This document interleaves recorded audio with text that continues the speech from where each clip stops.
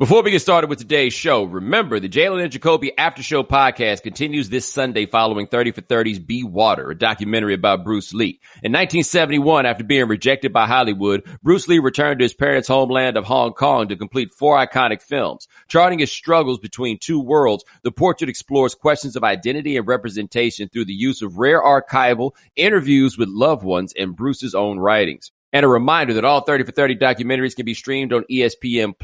You can download and subscribe to the Jalen and Jacoby After Show now, as well as download and subscribe to The Right Time on Apple Podcasts, Spotify, wherever you get your podcasts.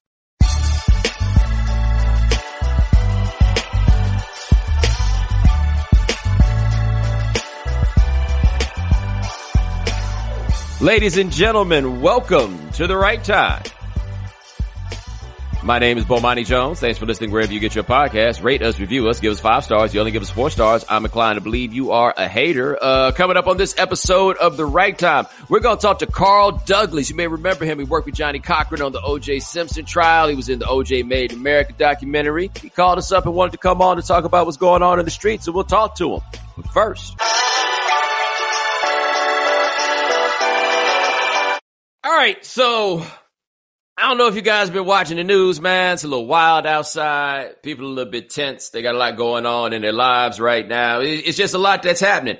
And in these times, Drew Brees did an interview with Yahoo Finance. I don't know what the interview was about. And to be honest, and Gabe, I ain't going to pretend like I've really looked. I haven't seen a clip of the whole damn interview. I just know that at some point in the interview, and by the way, Yahoo Finance don't care if I watch the whole interview either, because they the ones that cut up this clip and put it on the internet. And all the stuff that's going on in the street, the dude from Yahoo Finance, I think his name was Daniel Roberts, he decided he wanted to ask Drew Brees a question, right? Because, you know, the stuff, the police brutality and the likes reminded him of Kaepernick and the protest and the national anthem. And he just asked Drew Brees, you know, what he thought about the protest for the national anthem or what he think, you know, if they came back around. And Drew Brees gave what I think is the answer that he probably has given all the time about these matters.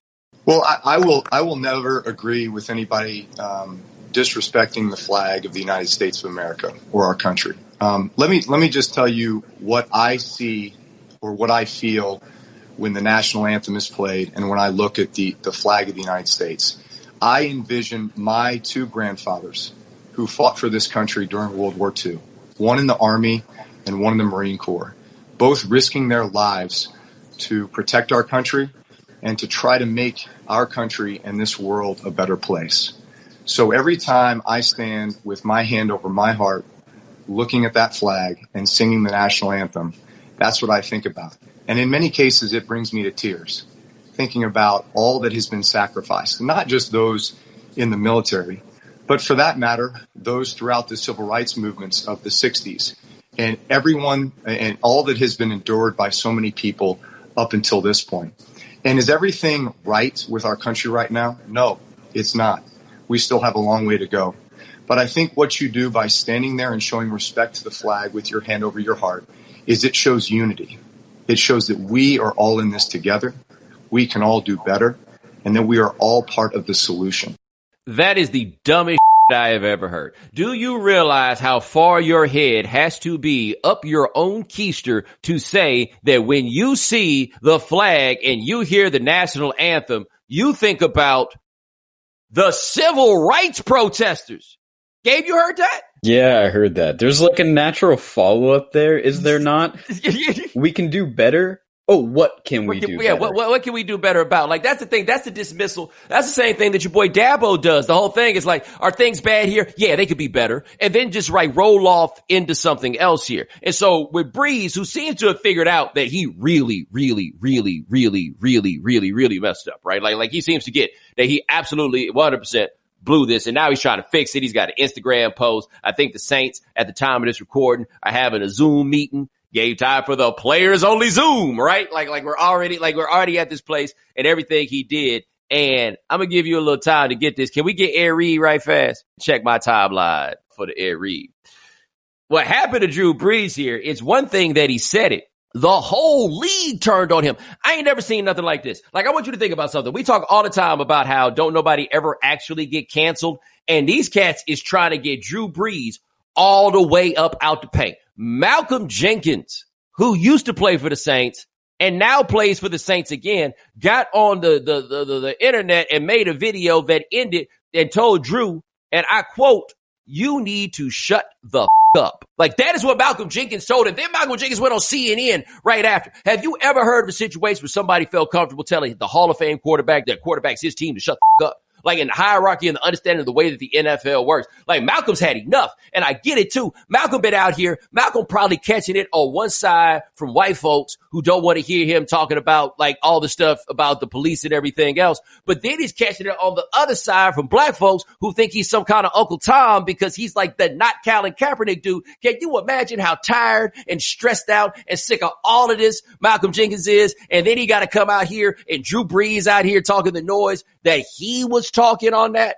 You said something else in that was ridiculous. Like the grandfather stuff, I've already talked about that. Your grandfather served and came back. Our grandfather served, came back. Some of them got killed. Some of them still had to live under Jim Crow. All of this stuff, like flagrantly disrespected in their uniforms, coming back after they fought in wars where they didn't even have full citizenship of the country they were representing at the time. How do you still not get where people are coming from in this? And more importantly, when this question is being asked, this question is being asked of Drew Brees relative to what's going on right now, right? This was a question that was spurred by what is happening to people, by what people are seeing on the news, right? By what people are being asked to endure right now. You know that's why the question is asked. The question comes to you and all you talk about is yourself. That is the thing about Drew in there where he's like, yo, I need to learn. I need to understand more. Even if you understand more, it's not going to change the reality that when this question came out, all you thought about was you at a time where even your fellow white folks are thinking about other people. Do you realize how far the tide has to turn in a situation for white people to be like, hold on, we think about other people right now, baby. This ain't even about us. That ain't never happened as far as I can recall one time in my life. But that was the move that he made. And now he's got to get right with his teammates. We'll see, right? Like however it winds up going, maybe he winds up getting it right. I don't know. But I feel like what probably happened the moment that he realized, oh man, I got a problem. Ed Reed, I don't know if he's from New Orleans exactly, but he's from around there. Like he might be from LaPlace or something in the neighborhood, but he is from, he's from down there. Ed Reed, who I've learned apparently spends all day long on Instagram Live. Like this is just what he does. And while he was on Instagram Live, here's some of what he had to say about Drew Brees. I'm going to just get straight to it. I see Drew Brees trying to do his part in keeping black folk down. You're a straight sucker for that, Drew Brees. We all got kids, so I'm going to try to mind what I say right now. Drew Brees, you're a straight sucker, man. You're a sucker for that, bro. Why you think all these young people out here protesting? Why you think they out here protesting? The looting, I can see you speaking on the looting and saying that's bad, you don't support that. But why you think all these young people out here protesting? I really ain't got no more words for you, bro. Yes, you do. You're a sucker, man. Straight BS, man. Straight BS. And for all my Saints fans, for all my New Orleans people who still like your ass just because they want to win games, y'all right with them. You understand? Drew Brees, you're a sucker. You're going to be a sucker. You understand? Punk, man. Ed Reed has had enough. And Ed Reed is one of the few people that everybody likes. Do you know anybody who doesn't like Ed Reed? Have you ever heard anybody say, man, I hate Ed Reed? No, man, I don't know many Pittsburgh Steelers fans, so. But I don't even hear from them, right? Like, everybody likes Ed Reed. Ed Reed got the last speeches here at the Hall of Fame. Because everybody likes Ed Reed. And Ed Reed made this turn here on Drew Brees. And I tell you, my thought on this with Drew is that has always been the right answer for Drew Brees. Like, that kind of answer has made Drew Brees wealthy. You see what I'm saying? Like that's what's made him who he is. And so he just hit that button and he rattled off everything that there was for him to say when these matters come down and everything else. He just spun it out. He was like, cool, da, da, da, da, da, da, da, da, like robotic quarterback answer. Everybody gonna love this. Watch. And then people watched and they were like, what? Like LeBron came for him? You saw that? When LeBron brought the noise to him, he caught it in every direction. But this is the big one. And this is the one I want people to think of. Because, I mean, I do kind of find it hilarious the way that this is all shaken out. But I think that this is important. From the outside, we have made Drew Brees the hero of the rebuilding of New Orleans, right? Like, he arrives in 2006. The Storms in 2005. The Saints come back in 2006. He and Reggie Bush are kind of the faces of, like, the resurrection of the New Orleans Saints. I mean, they were never good before, but we call it a resurrection. Anyway, like, that's what he is, though. That's the person. Remember that year they went to the NFC Championship game that first year there.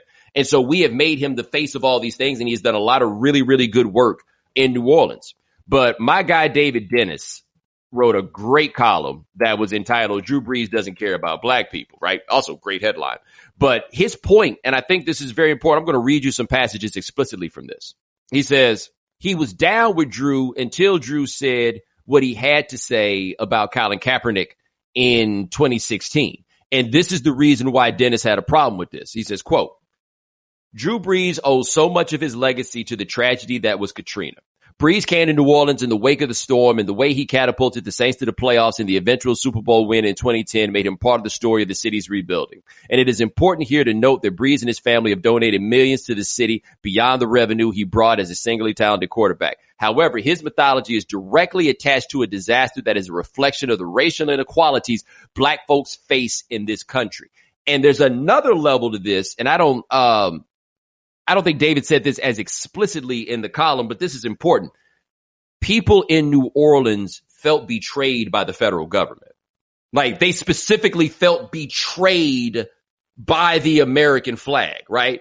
Keeping in mind that, you know, you had the reports that were coming out at the time in the aftermath of the storm of people trying to get out of New Orleans and go to neighboring towns and being shot by the cops on bridges as they tried to get over, right? Like, the people in that city, white, black, and otherwise, largely hold this against the United States, like, as the government as an entity, but still against the United States. Like, the relationship that they have with the country is a bit fraught for what I think we would term here to be understandable reasons. But this is the line that David Dennis closes this with. And I mean, this is how you write a column, man. He comes at the end and he says, Drew Brees can pretend all he wants that it is about the flag or his grandfathers or whatever excuse he wants. This is about something else entirely. This is about another white man silencing black people because they make him uncomfortable. This is anti-black. This is why players are kneeling. If Drew Brees refuses to make way for solutions, then he is standing in the way of equality. I don't care how much he convinces himself otherwise. Now, you ready? You ready? Here it goes. If Drew Brees wants to be the hero he thinks he is, he needs to disentangle himself from his love of preserving white ideals and truly stand with black people. Until then, he's just an anti-black football star in a city he's betrayed. That's where the mic drops. But the thing is, you got an argument he did betray that city, man. That city's full of poor, struggling black people living. The worst in New Orleans is worse than any place that you're going to go in this country. Like, a lot of you, if you go to the worst in New Orleans, you'll be surprised that this is America. Right, the levels of poverty and everything else that's going on there. It's horrible, terrible, bad news in so many ways. Like, we go down there, we hang on Bourbon Street, we go drinking, dance and all this stuff, man. That ain't necessarily what the life is for everybody else. I always say about New Orleans, it would be awful if it wasn't so awesome. It would be awesome if it wasn't so awful. It all depends on what your perspective is on this one. But the truth is, as much as y'all like about like Kaepernick and like, oh, the fans and the people, what are they going to say about him? That city is blackity black, black, black. Right? It may not be the majority of who's in that dome, but it's a lot of who's in that dome and who's around that dome and who's around that city. And those are the people that had to rebuild themselves and that you give Drew Brees all the credit for. And whether he knew it or not, he just spit in their faces. And whether he realized it was going to be the case with his locker room, he just spit in their faces. And it's going to take more than an Instagram post or a Zoom meeting in order for him to fix that. And you might not be offended by what went down here, but it don't matter whether or not you offended. Because like with Kaepernick, I want to make this point about Kaepernick. My biggest disagreement with people on Kaepernick is when they made the argument that, well, we're not going to be able to make, we're not going to make any money with Kaepernick here. I was like, y'all ain't going to lose a dime. People still going to show up. I ain't never seen no evidence that anybody was going to turn their backs on this in the name of Colin Kaepernick. I have seen evidence that a football team might turn its back on its Hall of Fame quarterback behind this. Right? Like this is a thing. I don't know how exactly they go about fixing it all. I don't know how they go about correcting it all. But just so you know, Drew Brees did a serious damage to his legacy in the way that really truly matters with football players. Not so much about the money, but about that team that you idealize so much. They looking at him funny, just like a lot of us are looking at him funny. How much of this do you think is affected by the fact that the NFL is not playing games right now and it's the off season? Because we talked about before about how college football coaches wanted to kind of keep their players on campus, in line with COVID so that they can kind of control the narrative and keep everyone together, keep everyone safe, all that sort of stuff. At least when it's in season or at least in preseason, everybody's together, just in terms of like a geographic location, everybody's together. Whereas right now, Brees is on his own, right? He's in New Orleans or wherever he is. He's by himself. He's not surrounded by the other players, but everybody's together in the sense that they're all online because of the news, right? So everybody's following the news day in and day out. Everybody's online all together, but they're not in the same geographic location. How much of that do you think changes what's going on right now? I think it's better for him that they're not in the same location, because if he's in the same location, somebody would have run up on him the second he walked in the door. I think at the very least, cats get to cool down, and that's the thing that helps him. But do you think that emboldened what he said, maybe? Oh, I got you. No, I think that he's oblivious enough, would not have realized that was a problem even if them dudes were there every day. I think that he believes I'm Drew Brees, and I get to say what this thing is, and then he just said it. And I mean, good luck with this, dog. I just don't think my bad is going to work. Because look, when's outside going to calm down? Because that's his biggest issue. Like let's be honest about this. This doesn't go over the way it did if he said it a month ago. This doesn't go over the way that he did if he said it 2 months ago. I don't even know if this goes over the way he did if he said it 2 weeks ago, right? But when outside going to calm down, you think it's coincidental, by the way, that what was going on with Kaepernick happened in the election year of 2016? Right? And we're back in one of these election years. So when does this calm down? When do the other things that inform the ways that people feel about this with Drew Brees, when does that chill out? I don't see that chilling out anytime soon. Like, this is an observation I want to make about outside right quick. Often in these cases, what brings people inside is like charges against the officer, whether they're made or whether an announcement is made that they're not going to be charges, right? But there tends to be like some inflection point. Like, people are outside. Like, what has you outside? We outside because we want to see charges brought. Like in St. Louis or Ferguson, when that was going down, it was largely about, we want to see charges brought against this cop that shot Mike Brown, right? And then once that got resolved, everything else kind of resolved itself and it kind of calmed down. They don't charge these dudes in Minnesota. They already got the first one. They've gotten to the next three.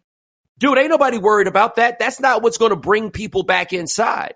And so I don't know how long people are going to be outside. I don't know what it's going to be, the necessitating factor that's going to make all that stuff calm down. But I see no end in sight there. And if there's no end in sight to what's going on outside, there's not going to be really a path to forgiveness for Drew Brees unless he's going to jump on board the way that these guys are jumping on board. But Drew Brees ain't going to jump on board for that, because Drew Brees sells endorsements for companies who have not put out statements in these times. And I'm not judging these companies for not putting out these statements, because, hey, if they don't mean it, they don't mean it. And I don't believe there's a value in a hollow statement.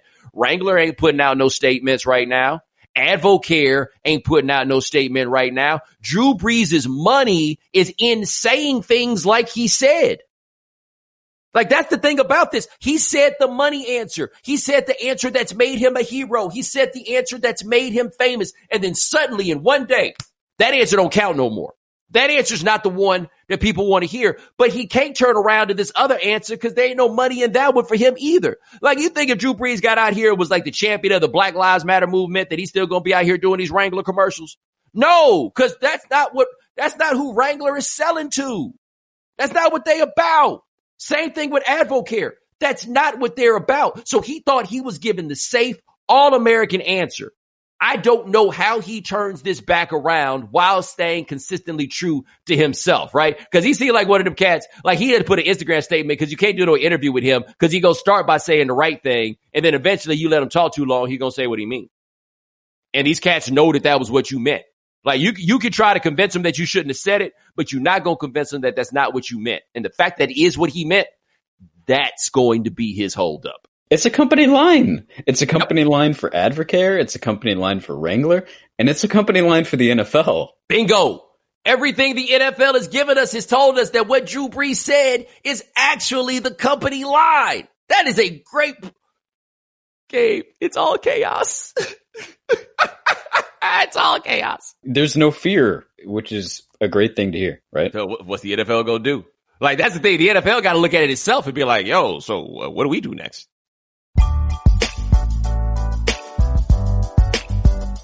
All right, so Mike Norvell, I imagine a lot of you have not heard of him. Mike Norvell is now the head coach at Florida State. He was the head coach at Memphis before. And keep in mind that he made some news when he got that job, Gabe. You remember that? He was the dude that was like no hoodies and no gold chains at the facility and all of that. I had somebody tell me that they believe that all that stuff he was talking there, those are rules that like Todd Graham had at Arizona State. Like that's where he gets that. But I also think that my man who told me that, Gabe, made the same mistake you made, which was mixing up Mike Norvell with Jay Norvell. And I honestly had no idea that so many people knew who Jay Norvell was. Well, I mean, when you have two brothers. No, my bad. He was at Arizona State too. Sorry. He was an Arizona State guy also. So all our Norvells are like coming together in the same space. But here's what he did.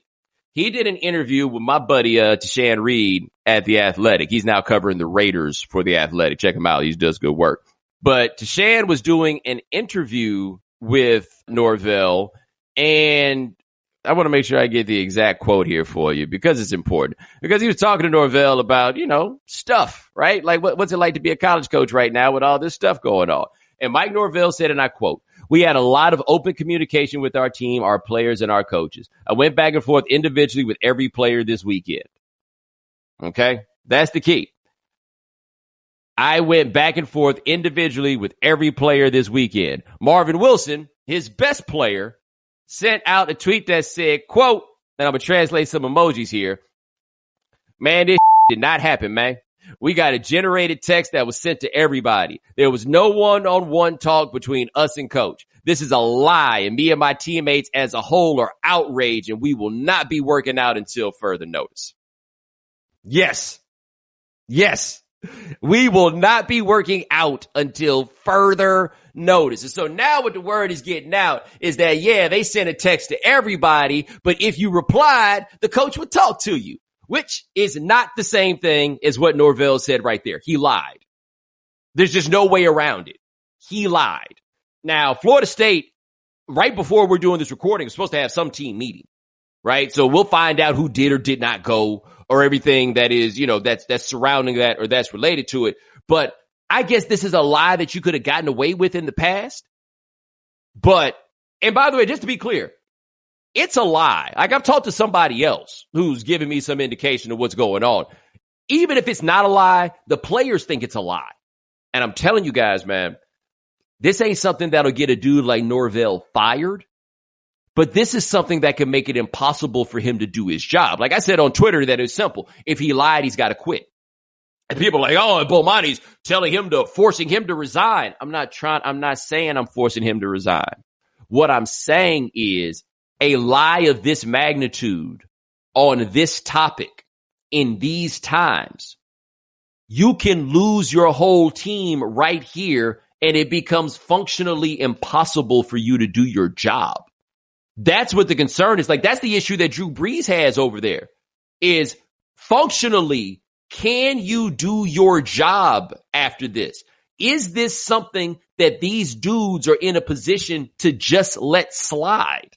Right? Now, granted, Clemson had an assistant coach who called somebody the N-word and they found a way to let that slide, right? So, like, it can be done, but Dabo had been there for a minute. Like, Dabo had built something up. This dude's just walking in the door right here. And my understanding with Marvin Wilson is Marvin Wilson could have gone in the draft, but the big reason he stayed is because he was so impressed with Mike Norvell. So the guy that was the strongest on his side, he lost. Like, he lost that dude right there on the basis of a wildly unnecessary lie. Relationship is all about trust. Yep.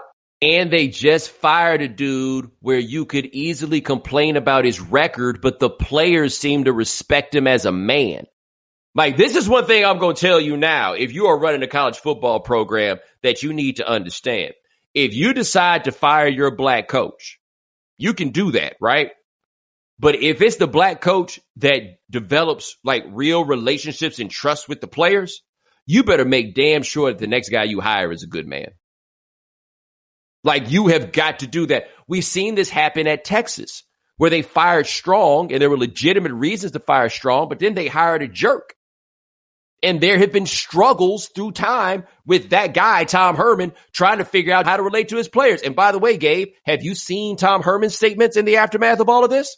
Tom Herman went so far as to say, basically, yeah, you'll cheer for these guys in the stadium, but how would you feel if they tried to date your daughters? And how would you feel about them trying to date your daughters? I didn't make that part up. That's in the statement. Like, apparently, I had to ask some people about this because I'm like, yo, man, what's really going on here with Herman? And they all told me that maybe he realized his roster hates him. I don't know. But he has actually been making a real effort to inform himself about these things and to get better about this, because you can't lose your team. You know what I mean? People are telling on themselves right now. Yes. And Tom Herman did not.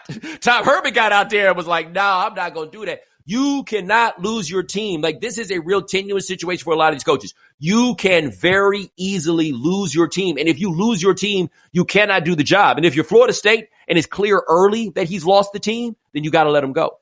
Like, you get an interim and you figure it out and you find where you're going to get the money. Like, you two on both sides try to get it together. Either you got to come out here and win a bunch of games, or you're going to lose these dudes forever. And that is, I think, what we're going to learn more than anything else. Is something we've always known, but it's going to come more to the forefront. If you lose the team, you've lost everything.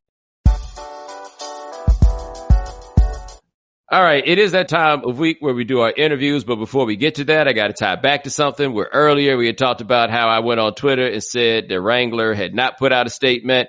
Well, what do you know? After I said on Twitter yesterday the Wrangler hadn't put out a statement, Wrangler put out a statement, and they said black in it and everything else. Drew Brees, maybe the little Nas X gave him a call. I have no idea, but either way it goes, Wrangler has now put out a statement. Also, Florida State had their meeting with Mike Norvell. We'll find out how everybody feels. The reports are conflicting. But joining us now, he made a star turn with us 4 years ago. We saw him in OJ Made in America. Worked with Johnny Cochran on that trial. He's a prominent attorney in Los Angeles. His name is Carl Douglas. My man, how are you? I am blessed, brother, and highly favored indeed. Hey, man, it is good to talk to you. I appreciated you reaching out to come on because I think this is a great thing. It's a great time to kind of talk about these things. And one thing I wanted to start with before we get to the current situation, and I think this is kind of important historically because, as I mentioned, people saw your appearances in OJ Made in America. And Johnny Cochran, I think, in people's minds, by and large, is OJ Simpson's attorney. But I think if you were in Los Angeles, you would think of Johnny Cochran as the attorney to call in a time like this. Absolutely so, man. He made his name, Bomani, as a 27, 28-year-old whippersnapper, representing the family of a woman named Eula Love, who got shot and killed because she was complaining about a water bill.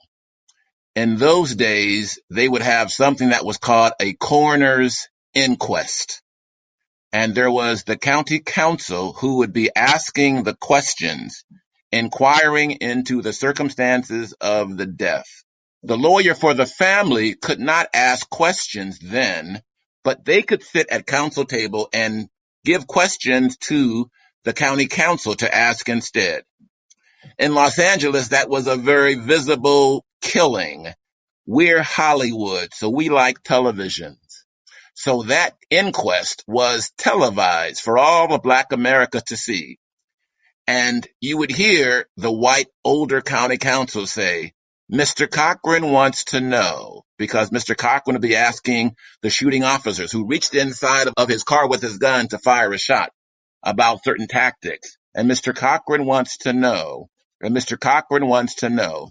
And that set into motion in a city, man, that has had a history of strife between Black Americans and the African American community for as long as I can remember. Bro, I was 10 years old in 1965 talking to the National Guard who were parked and stationed at a high school a half a block from my house. I was peering through the gates, amazed at these camouflage uniforms that I'd only seen on pictures, in the movies. And we in LA burn. It is part of the fabric of our history. But like Dr. King says, unrest is the language of the voiceless. So this time in Johnny Cochran's history, he was cast in that crucible of those times. And he continued to put his faith in the people in combating racism in Los Angeles. I tell people all the time, as large as Johnny Cochran became after O.J. Simpson, he was every bit that much of a hero to the black and brown people of Los Angeles before O.J. Simpson for 25 years. And I think there's a particular thing with the LAPD that people do not quite realize is that, especially in the 1950s and 1960s, they were seeking out officers from the South. Like, they were doing job fairs in Atlanta to find officers to work in Los Angeles because they felt that those people had the proper mentality necessary to police an urban area, which is like the most ironic use of code you could possibly have. And it is all part of the us versus them mentality, which in Los Angeles is ingrained in the very fabric of our police department, and which explain no one, brother, could understand the O.J. Simpson verdict without understanding the dynamics between the police department and the African American community in Los Angeles. And it's kind of ironic, man, because in the O.J. trial, we did a focus group, and we saw that African American females were the number one supporter of O.J. Simpson. The prosecution did a focus group as well, and they saw that black females were the number one supporters of O.J. Simpson. But that was contrary to Marcia Clark's thinking because of her experience. She'd always related to black women. They would write her after trials they had had. So she ignored her own advisors because she thought O.J. had white women. Black women don't like a brother with a white woman, so they're never going to feel for O.J. Simpson. What she didn't realize, my brother, is in Los Angeles, black women are the mothers and the wives and the daughters of black men. So in Los Angeles, black women know how police have had their knees on the necks of black Americans in Los Angeles for most of my lifetime. All of my lifetime, indeed. And it's interesting, too, because I totally see why that was the bet that she made. Under a whole different set of circumstances, she was absolutely on the right track, except for the one that she needed to be on. Exactly right, brother. All right, so what was it about what's going on now that made you reach out? Because talking about race is always the third rail. And I enjoy that you have a certain clarity about questions of race that are all too missing in the public conversation. I want your listeners to know several things, man. First, it is that police brutality is not getting worse. I repeat, police brutality is not getting worse. It's getting televised. I grew up with the last poet. Gil Scott-Heron had a poem that said the revolution would not be televised. However, that was before the days of cell phones. My brother, the revolution is being televised because the cultural revolution is live. It's funny because, man, there are so many people out there that are George Floyds that nobody knows about. Let me tell your listeners about one. March 13th of 2020. Oro Nunez Sr. That's Nunis. Oro Nunez is a 47-year-old Jamaican American. He stands 5'4" tall. My brother, Oro Nunez weighs 145 pounds. On the evening of March 13th, 2020, Oro Nunez, a father of 7, a husband of 22 years, a truck driver who has never been arrested for anything in his life, was visiting his daughter in Chula Vista, which is a small town in San Diego County. Mr. Nunez was suffocated by 5 Chula Vista police officers who were trying to detain him. Mr. Nunez had done nothing wrong. He had not even tried to pass a fake $20 bill. His daughter had called the police because Mr. Nunez needed help. Cops, my brother, in small towns aren't often trained as well as cops are in big cities. They don't get the cream of the crops in terms of police candidates. Often, they get the leftovers, to be kind. They wanted to detain Oro Nunez Sr., and those 5 cops were unable to detain this unarmed man who was 5'4" without killing him. I say right now, my brother, if 5 trained cops cannot detain a man 5'4" without killing him, they don't deserve to be police officers. Yeah, I said it. Bomani, nobody is marching for Oro Nunez Sr. And I have to explain to his wife and to one of his 7 children why no one is marching for Oro Nunez Sr. Because his death was not televised. But I remain hopeful, my brother. I've been suing cops for 40 years. There are more diverse protesters now than I have seen in my lifetime. I got a case, brother, where white protesters are being beaten by the LAPD. I got a case, brother, where a white protester was shot by a rubber bullet by the LAPD and lost his testicle. A white protester who's a South African, who was a member of the ANC, who has pictures with him and Nelson Mandela, who in 1998 met Johnny and Dale Cochran when they were visiting South Africa. And he was so inspired that he chose to move to California and seek a new life for himself. This man, Bradley Steyn, Steyn, had a Black Lives Matter t-shirt on May the 30th in Los Angeles to protest. He had hashtag anti-apartheid on his t-shirt that he wrote.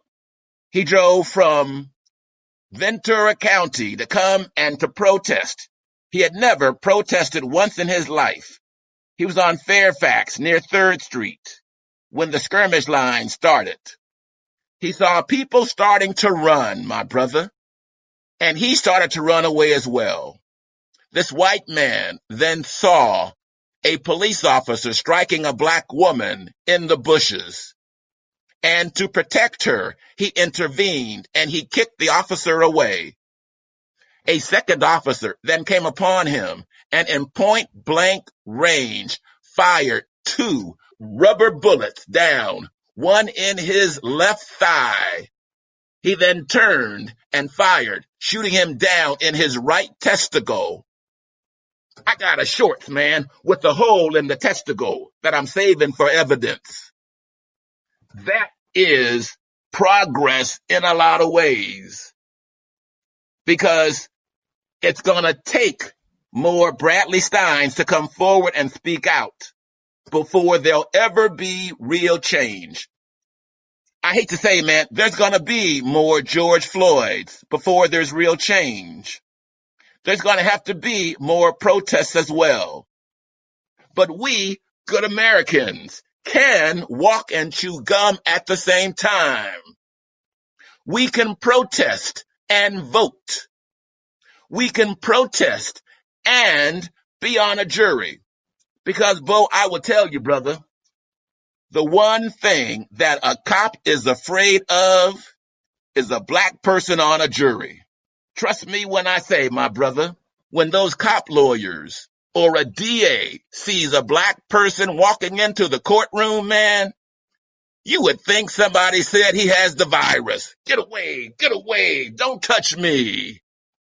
I'll tell you, because a black man on a jury has power. A black man on a jury can stop injustice. A black man on a jury can save a life. A black man on a jury can make a difference. So if I can impart anything on your listeners, it's 2 things. 1, protest and vote. Power does not concede power. voluntarily. And 2, when you get that jury summons, take it and go out to vote. Those things we can do every day because there's gonna be more George Floyds. This cultural change is like an ocean liner, my brother. It ain't like a speedboat, regrettably. It took me 65 years to understand that. Think about it. It took years and decades of protest for abortion rights to come about change. It took years and years of protest for gay marriage to be a reality. And in a crusade that is near and dear to my heart, it took years and years of protest for marijuana to be legalized. So that is what's going to have to happen. On the same level, bruh. You go on IG, man, and they're shooting white women in the head with rubber bullets. I'm trying to get a white woman client with rubber bullet damage. Because my brother, in America, man, when they start dealing with white women, you know everybody's going to take notice. Black folks were shooting heroin for decades. And then they called it opium and handed it to white women in Ohio, and there's an opium epidemic. Black people were shooting up, smoking crack for decades. And then they call it cocaine, and white folks started getting arrested, and they had to change the stuff. I've been smoking weed since I was 16 years old. I used to meet my boy in the parking lot of the Jack in the Box. Now I can walk into a store and pay taxes. So change is coming, my brother. It's just gonna take a time. It's gonna take vigilance because there's a culture. The code of silence among police is the greatest impediment to justice known to man. And the George Floyd example just reflects that. Think about it. One, Chauvin wasn't even there in the beginning. He comes late from his car. You got to get in the community that you patrol to have a sense of humanity. There was no sense of humanity. Chauvin had his knee on the brother's neck, and there was the Asian cop over his shoulder who could have said, okay, guy, that's enough. We got him. We got him. We got him. But he didn't do that. He could have said, you know, Dan, they're filming. They're filming. But he didn't do that. Why? Because he was comfortable that they would get away with it. Chauvin had 18 complaints. 17 of them were unfounded. It is dangerous out there for cops, my brother. I've been on a ride along. It scared the shit out of me. And I've been suing cops for 40 years. White folks are scared of black and brown brothers. In LA, for good reason. I get it. In California, we cannot make a police officer live in a particular area that they patrol, though it would be smart and it would be best. But because of this separation, there is the military mentality that our president reinforces, us against them. And there lacks a connection of humanity that is necessary for you to understand that this is a person whose neck you are on. Bruh, 40 years. I ain't never seen a black cop pummeling a black person. Shooting is some different boom, boom, shooting. But you ain't never heard of a black cop suffocating a black person. I ain't never heard of a white cop suffocating a white person. Because there's that shared humanity that makes them stop. It is implicit. There is no connection. So it's going to be a while for things to change, but I'm hopeful. We got police chiefs, man, taking knees. That ain't never been seen before. We got Chief Arredondo from Minneapolis who was raised a block from where George Floyd lived, coming out of the station without no guards and just talking among the protesters. That was fabulous. We got police chiefs taking knees and marching with the protesters. It's only a few. It'll take a while, but I am hopeful that things will get better. I gotta be hopeful, man. I wish they put me out of business, please. Well, like, I've been surprised by how much different the reaction has been to this one. And it's not like this is the first time that we've had a video, right? So, like, what do you think it is about this case?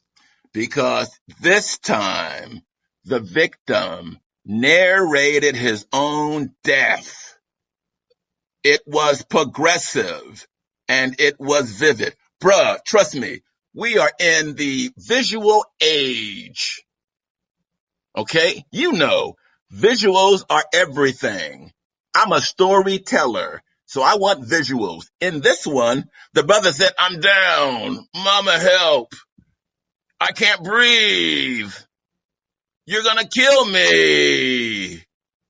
I'm gonna die." He was narrating his own death. And anybody in Australia could see the pain of that. Bruh, they're marching in Australia. There's a change a-coming. They're marching in New Zealand. There's a change a-coming. They're marching with them rednecks in France. There's a change a-coming. But it's an ocean liner, not a speedboat. I have just like a lot of things you pointed to, like seeing the things that are happening. Like, I feel like in part why this is going to be something that can turn this is the violence is absolutely being perpetrated upon people we were not accustomed to seeing this violence. Like, that's a jarring situation right there. I saw the clip of the cop and I think it was in Brooklyn who threw this white woman down on the ground. I was like, oh, that's not going to play. Yes. That is, I'm telling you, what's going to turn the tide. Opium, bruh. Think about the opium epidemic as an example. Black folks have been shooting and dying from opium since I was a baby. You never heard about a heroin epidemic. But then they normalize it. You know, they rebrand it and they call it opium. And you got folks in Ohio shooting up opium in Ohio. And now, if there was any president in office that had an empathetic, compassionate gene in his body, they would be focused on addressing the opium crisis. He only looks at it because Ohio's a swing state and he needs it to win. But it is a difference, regrettably, when they start killing people that look like you. That's the whole thing. That's the essence of humanity. Because I love black people so much. I cried when I first saw George Floyd dying. Because I love black people so much. When white folks who love white people more than black people, I get it, see white pain, that's when it's going to be visceral. It's going to happen because the internet makes us all more one. It's going to happen when the middle level cops retire and get older so that the culture can change. The cops in their mid-30s to late 40s to early 50s, they are the sergeants. They are the trainers. They are the one that is continuing with the culture that will not change until they retire off and die by natural causes, I say. Now, how's Los Angeles looking right now? Very mixed, man. One, because of the curfew, everyone is adjusting. It's not that bad because folks were adjusting because of the virus anyway. And we are a very left and compliant community. We're very much we trust our government. We understand science in California and we don't dispute it. Virtually everyone who was protesting in California wore a mask. So we understand the risks of what we are doing and the importance of the time. But I dare say because there is such a rich history in Los Angeles. Whenever there is an incident across the country and somebody sneezes, we catch a cold here. I represent Dr. Melina Abdullah. She is the head of Black Lives Matter in Los Angeles. Dr. Abdullah is the chairman of the Pan-African American Studies Department at Cal State Los Angeles. She is a magnificent, bold, tremendously astute sister. And she keeps me on my toes and aware about the challenges that we of oppressed people in this city continue to have. Think about it, Bomani. Los Angeles had a black mayor for 20 years. He didn't want cops to beat up black people, but they did, and it happened. We had a Latin cop. He didn't want society to beat up Latin people, but they did, because the problems are beyond the power of any one person to change.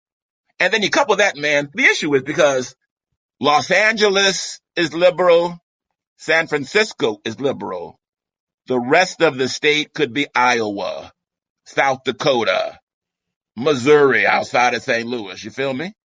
Yeah, that actually gets lost when people talk about California. Like I tell people, like, when's the last time you saw 48 Hours? And there's that scene in the bar with the Confederate flag on the wall. Like that is California. Where you think those people got there from?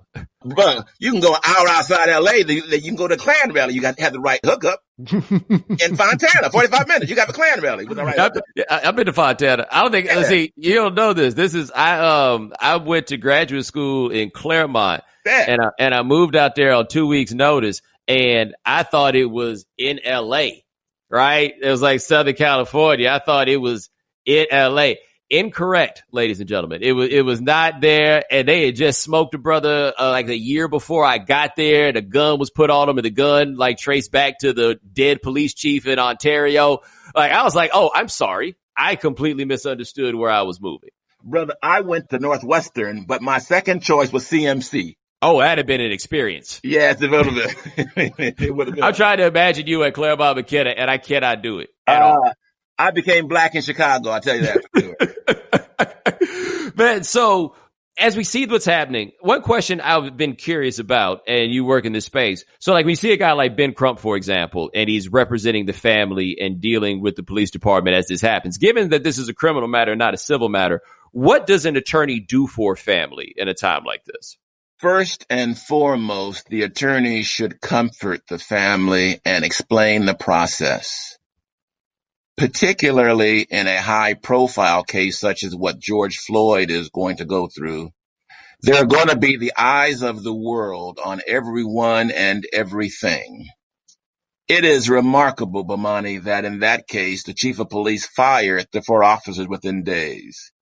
It is Operation Warp Speed that Attorney General Ellison brought charges within 10 days.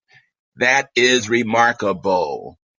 I've had cases where the passenger of a stolen car was shot and killed by mistake, and the district attorney took 3 years to issue the end of their investigation, bringing no charges against the officers for the death of the passenger of a stolen car. So the lawyer's job, though, is to comfort and explain. I typically tell my clients that no one is going to get prosecuted and no one is going to get fired. I also tell my clients that the civil justice system doesn't make it right. That money doesn't make the pain go away. So they have to learn to heal with time and the process. Even getting a major verdict, for example, doesn't make it go away. You remember Philander Castile, the brother that was shot and killed in Minneapolis on Facebook Live. The jury tried the officer. He was found not guilty. The city paid the family $6.5 million. So that's just the reality of the process. The officer usually are not prosecuted. But in this case, because there was a video, because there was protest, that works to pressure the prosecution to do the right thing. Are you surprised that the point hasn't come where taxpayers get a little bit tired of paying for this stuff? Brother, power concedes nothing voluntarily. So you got to make it expensive for them to change. Typical example, man, is the chokehold in Los Angeles. In the 70s and the 80s, police had a technique where they'd put a brother in a choke and they would intend to press the carotid arteries on either side of the neck. And if they pressed the carotid arteries, the person was supposed to have his air stopped and he would pass out and not die. The LAPD was strangling brothers regularly with the chokehold. The chief of police, Daryl Gates, said, it ain't the officers. Black people have something wrong with their necks. Wow. So that when they get choked, they tend to die. It's not our fault. I was in Johnny Cochran's office then, and the family of Charles Mincy, who was choked out and killed on the outskirts of L.A., we sued the city of L.A. We hit them for a big verdict, and there were others, and there were others. And because of the verdicts, the training changed. And I dare say right now, police officers no longer apply the chokehold. That training is off. A second example, positional asphyxiation, when the positioning of the body causes somebody to die. When you're big and overweight and your arms are in back of you, it compresses the stomach. And cops were putting big brothers on their face in the back seat of a police car with them handcuffed. And they were dying by positional asphyxiation. That's what happened to George Floyd, it was on the neck. But they would handcuff you and put your face down in a car and you can't roll over and you're going to die. There were continual lawsuits, and sometimes we won and sometimes we lost. But now LAPD don't put fat brothers face down in the backseat of a police car, taking them into the station. That's the slow moving of progress, like an ocean liner, not like a speedboat.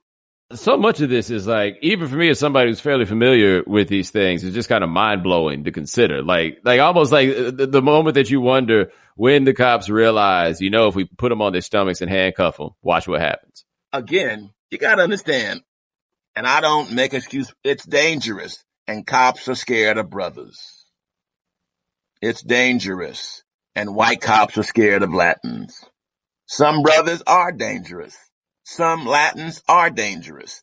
And every police officer has a story of an innocent domestic violence encounter that turns deadly. Every police officer has a story of a simple traffic stop that turns deadly. So that story dictates their mindset. Now, that's the police mentality generally. We have a larger problem here in Los Angeles and many other communities with the county sheriffs, a county of 10 million people. The county sheriffs take all of their recruits and put them first into the county jail, one of the largest penal institutions in America. So these new recruits, fresh off of the academy, are placed in the environment where 80% of the population are black and brown. And they have to talk with them in a certain way and exert a level of confidence in their voice called command presence that will get these gangbangers to move from spot 1 to spot B. And that mentality, they're there often for 3, 4, often 7 years in that environment. And they take that mindset and the training they have learned, and then they go out streets of Linwood or Compton or East LA, and they have that same mindset that they learned in the prison systems and take it out to the community. Is it any wonder there's no connection between white sheriff deputies and homies in the barrio? Is there any wonder there's no connection between a white sheriff deputy and the brothers in South Central at Nickerson Gardens? So these are some of the structural problems that creates the environment that we find ourselves, at least here in Los Angeles. There's a wider problem across America, man, because reform comes in the big cities first. Cincinnati has a reform-minded law enforcement. New York, with their history, has more reform-minded law enforcement. But it's going to take decades for that mindset to filter to the backwoods of Alabama or Missouri or Ohio or Georgia. You know about Georgia. 5 minutes outside of Georgia, you're back in the South, bruh. You know that. Oh, yeah. So it's going to take a while. It's going to take a lot more George Floyd's, regrettably. Well, one thing I've thought about in this is one of the cruel ironies about the things that happen with cops is we got this thing, how do we make it stop? Well, the way they make everything stop otherwise is by throwing people in jail.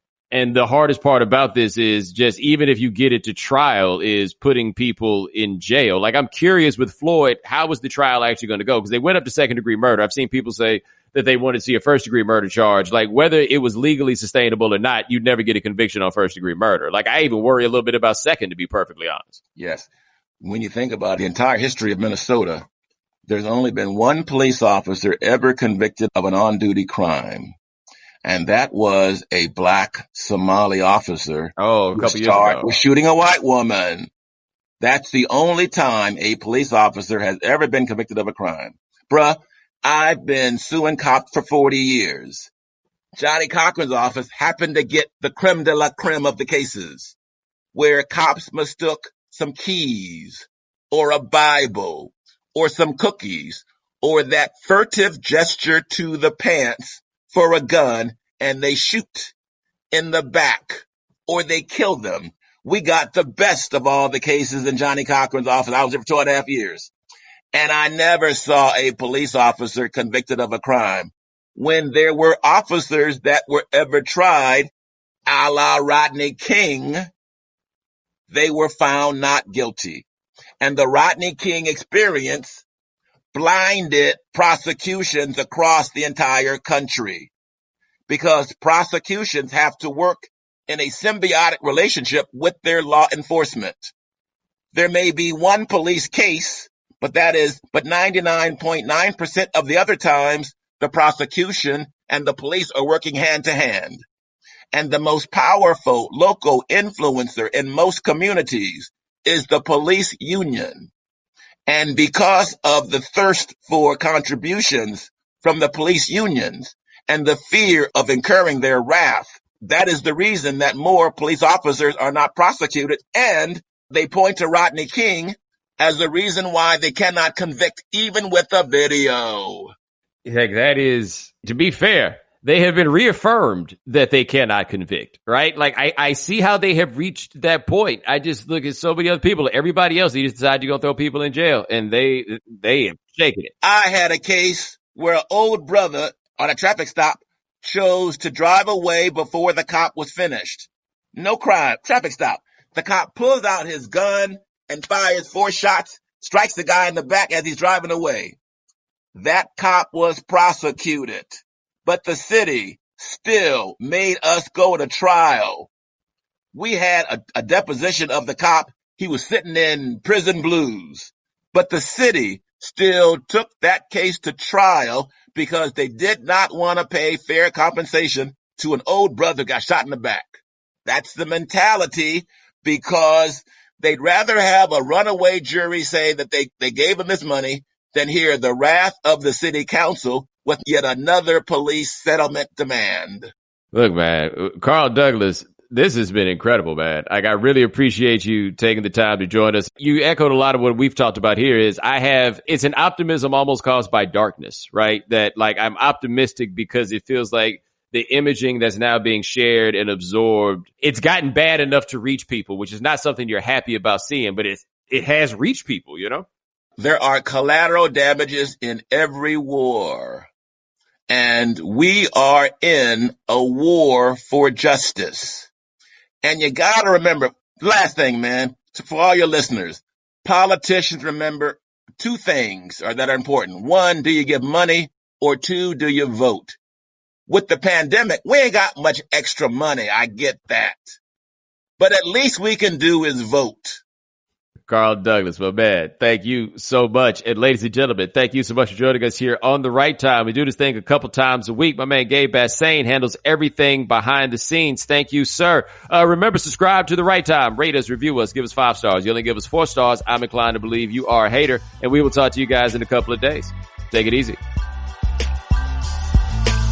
Thanks for checking out The Right Time with Bomani Jones podcast. You can listen or subscribe on the ESPN app, Apple Podcasts, or wherever you listen to podcasts. The Right Time with Bomani Jones.